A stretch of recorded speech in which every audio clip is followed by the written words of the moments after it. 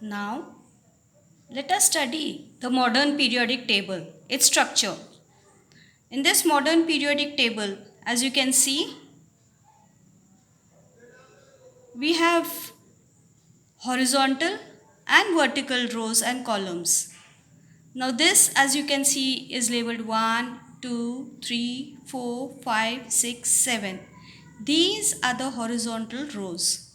Now these horizontal rows are called as periods. This is the first period from here to here. This is the second. This is the third. This is the fourth period.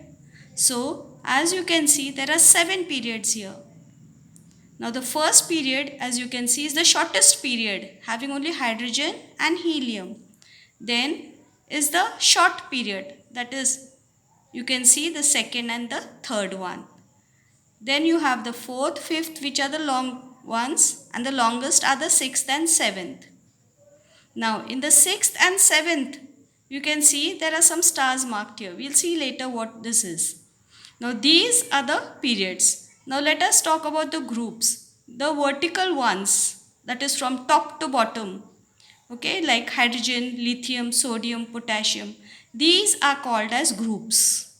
So you can see they are numbered 1, 2, 3, and you can see it is labeled till 18. So totally there are 18 groups that are there.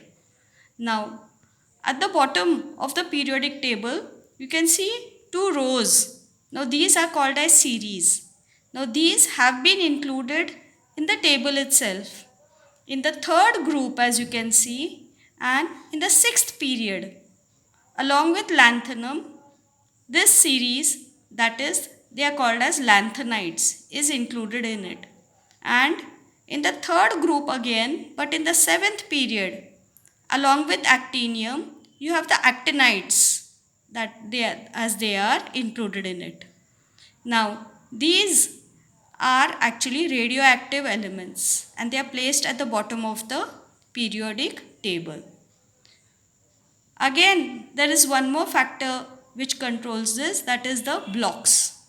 Now this you can see, that is these first two here and here. This is called as S block. This side, that is from the 13, this is first and second groups, they are the S block. Then you have this 13 to you have the 18th. This whole block, it is called as the P block. S and P block elements are said to be normal elements. Now in S block, usually all of them are metals.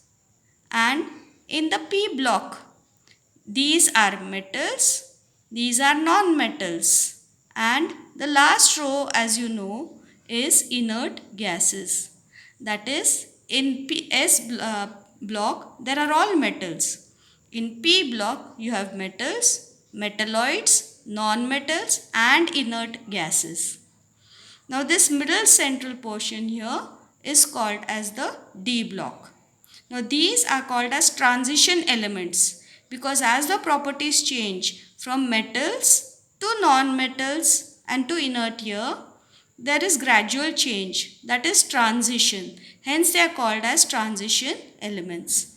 At the bottom of the table, you have these two series. These are called the F block. Now these are called as inner transition because they are included within this transition elements. Thus, the structure of the periodic table includes 7 periods which are horizontal.